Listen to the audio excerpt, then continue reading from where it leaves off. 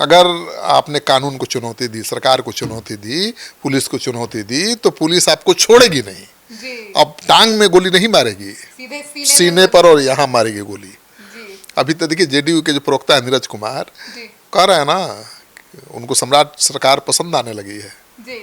जो सम्राट के खिलाफ बोलते थे अब कह रहे हैं नहीं, ये सरकार मुझे पसंद है क्योंकि ये सम्राट की सरकार है, सम्राट की पुलिस है।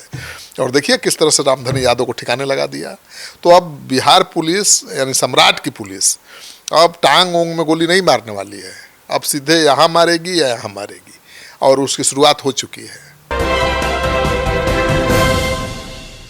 सिर काटकर थाने पहुंचा था रामधनी यादव। बीजेपी के बड़े नेताओं का था करीबी, चिराग की पार्टी में है बेटा। नमस्कार, आप देख रहे हैं श्री पोस्ट लाइव, मैं हूं सृष्टि राज।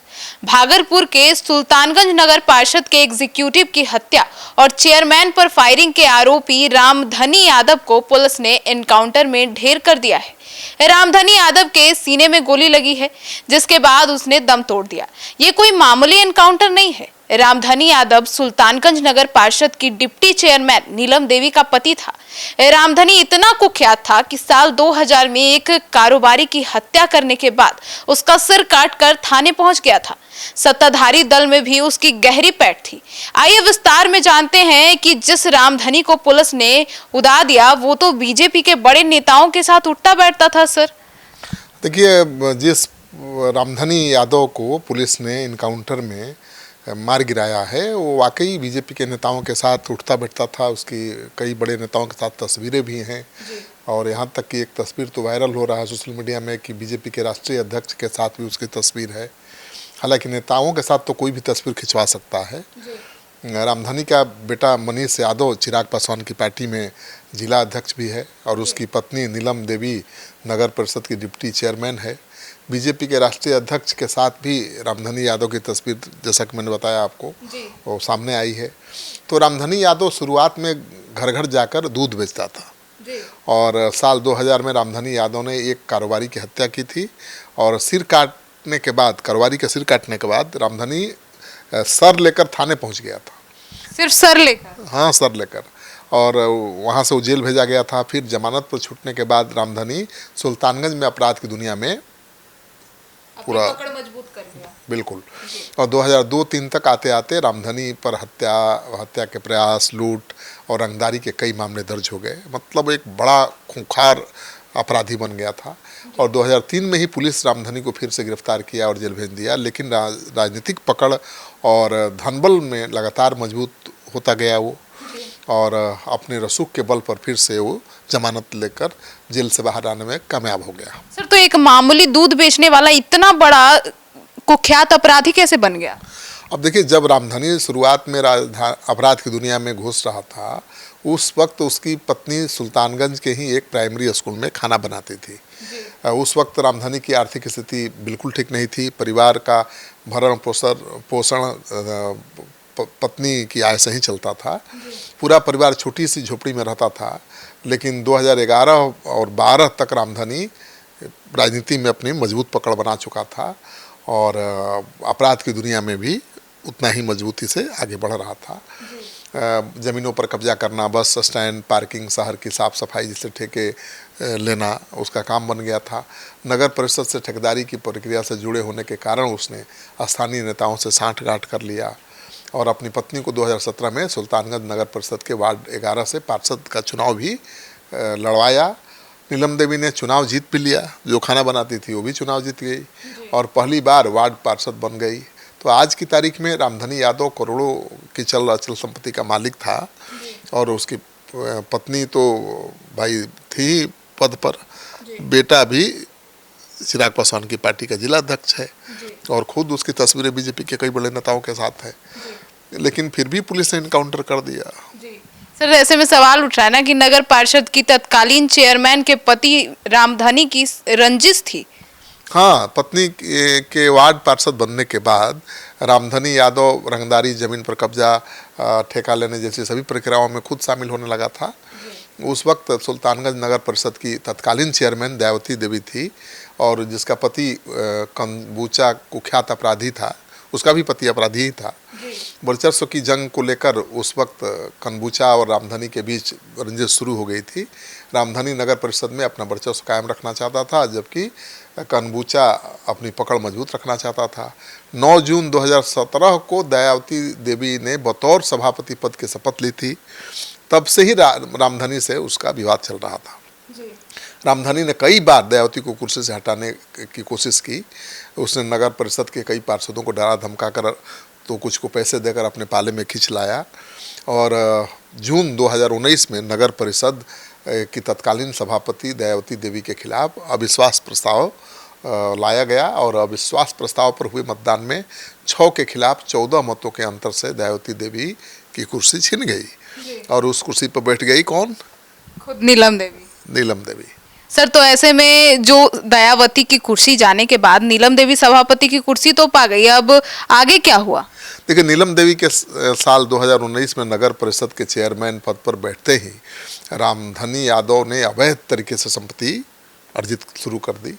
नीलम देवी का बाईपास में आलिशान बंगला है, तो झोपड़ी में रहती थी, अब आलिशान बंगला है। उनके घर में 3-4 4 व्हीलर्स हैं। साल 2020 में नीलम देवी ने चिराग पासवान की लोक जनशक्ति पार्टी से सुल्तानगंज विधानसभा सीट से चुनाव भी लड़ा और कहा जाता है कि बहुत खर्च भी किया था, पानी की तरह पैसा बहाया था, लेकिन तीसरे नंबर पर रही थी। साल 2019 में जिस दिन नगर परिषद की तत्कालीन चेयरमैन दयावती देवी की कुर्सी गई थी, उसी दिन अविश्वास प्रस्ताव को लेकर हुई वोटिंग के बाद पुलिस ने नीलम देवी को गिरफ्तार किया था। दयावती देवी ने आरोप लगाया था कि 10 जून को नीलम देवी और अन्य पार्षदों ने उनके खिलाफ नगर परिषद के तत्कालीन एग्जीक्यूटिव अफसर को उनके खिलाफ अविश्वास प्रस्ताव सौंपा था। और उसी दिन देर शाम जब वो असंतुष्ट पार्षदों से अपने समर्थकों के साथ मिलने गई थी, तभी वार्ड 16 में उन पर जानलेवा हमला किया गया। तो इस मामले में दयावती देवी ने पार्षद नीलम देवी के समेत उनके पति रामधनी यादव और उसके 2 बेटों समेत कुल 7 लोगों के खिलाफ FIR दर्ज करवाया था और खुद नीलम देवी जेल भी गई थी। सर, तो फरवरी 2023 में रामधनी पर भी जानलेवा हमला हुआ था। बिल्कुल, अब भाई अपराधी है, दूसरों पर हमला करेगा तो उस पर भी हमला होगा। रामधनी और दयावती के पति कनबूचा के बीच चुनाव रंजिश जारी थी और इसी सिलसिले में फरवरी 2023 में सुल्तान नगर परिषद की उपसभापति नीलम देवी के पति रामधनी यादव को अपराधियों ने दिन दहाड़े गोली मार दी थी। गोली रामधनी के सीने में लगी थी, लेकिन फिर भी रामधनी बच गया था। और मंगलवार की करीब शाम 4 बजे सुल्तानगंज में नगर परिषद के चेयरमैन राजकुमार गुड्डू के दफ्तर में तालाब और नगर परिषद एरिया में लगने वाले होर्डिंग को लेकर बोली लग रही थी। रामधनी यादव अपने 2 साथियों के साथ पहुंचा, उसके पास एक झोला भी था, झोला से बंदूक निकाला और फायरिंग शुरू कर दी। रामधनी यादव ने राजकुमार गुड्डू को 2 गोली मारी। इसी दौरान बीच बचाव करने पहुंचे अधिकारी कृष्णा भूषण को भी गोली मार दी। गोली लगने के बाद भूषण कुमार की वहीं मौत हो गई और सारी वारदात CCTV कैमरे में कैद हो गई। तो उसको पता था कि अब तो पकड़ा जाएगा, पुलिस ने पहचान लिया है, तो खुद चला गया थाने में सरेंडर कर दिया। सर, तो थाने में सरेंडर करने के बाद एनकाउंटर कैसे हो गया? जी, यही है यूपी मॉडल, योगी मॉडल। सम्राट चौधरी को पता चला कि मेरे अधिकारी को सरकारी दफ्तर में घुसकर एक अपराधी ने उड़ा दिया है, तो आपे से बाहर हो गए। पुलिस मुख्यालय से लेकर जिला SP के फोन घनघनाने लगे। CM लाइन पर है, CM सम्राट चौधरी एक्शन में आ गया अचानक कि किसकी जरूरत है जो सरकारी दफ्तर में घुसकर मेरे अधिकारी को गोली मार दे। एकदम उन्होंने कहा कि किसी भी कीमत पर 10 घंटे 12 घंटे के अंदर अपराधी के खिलाफ एक्शन होना चाहिए। तो एक्शन हो गया।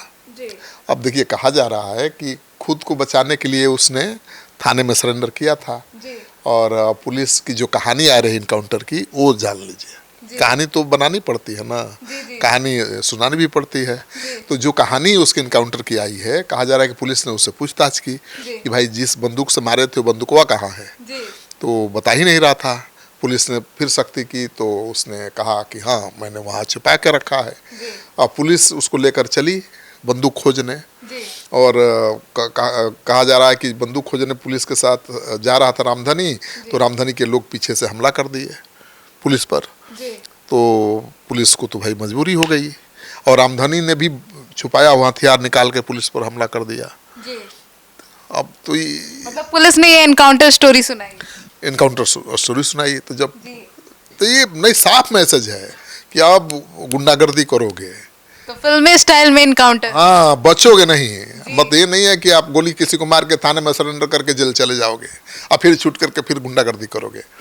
अगर आपने कानून को चुनौती दी, सरकार को चुनौती दी, पुलिस को चुनौती दी, तो पुलिस आपको छोड़ेगी नहीं। जी। अब टांग में गोली नहीं मारेगी, सीधे सीने पर और यहाँ मारेगी गोली। जी। अभी तो देखिए जेडीयू के जो प्रवक्ता है नीरज कुमार जी। कह रहे हैं ना, उनको सम्राट सरकार पसंद आने लगी है। जी। जो सम्राट के खिलाफ बोलते थे अब कह रहे हैं नहीं, ये सरकार मुझे पसंद है क्योंकि ये सम्राट की सरकार है, सम्राट की पुलिस है। और देखिए किस तरह से रामधनी यादव को ठिकाने लगा दिया। तो अब बिहार पुलिस यानी सम्राट की पुलिस अब टांग ओंग में गोली नहीं मारने वाली है, अब सीधे यहाँ मारेगी या यहाँ मारेगी, और उसकी शुरुआत हो चुकी है। जी। तो ये नहीं है कि आप गोली मार के थाने में सरेंडर कर दीजिएगा बच जाइएगा। हाँ, आपको पुलिस घुमाएगी भी बाहर और हथियार भी खोजवाएगी, और फिर इस एनकाउंटर के बाद तो अपराधियों में डर का माहौल है। बिल्कुल, इस इनकाउंटर से आम लोग बहुत खुश हैं क्योंकि वो आतंक बन गया था, वो भागलपुर के लिए आतंक था, और उसका राजनीतिक रसूख इतना बढ़ रहा था, राजनेताओं के साथ तस्वीर खिंचा खिंचा कर वो अपनी मजबूत पकड़ बना चुका था।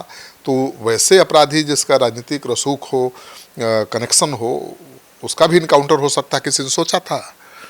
तो अब सम्राट ने तो साफ संकेत दे दिया है कि आप बीजेपी के ही नेताओं के साथ क्यों न घूमते हो, क्यों न उठते बैठते हो, अपराध करोगे तो नहीं छोड़ेंगे, गोली मारोगे तो गोली मारेंगे। तो सुना आपने। तो अब सम्राट चौधरी के इस एक्शन मोड को लेकर आपकी क्या राय है, जरूर बताइएगा। धन्यवाद।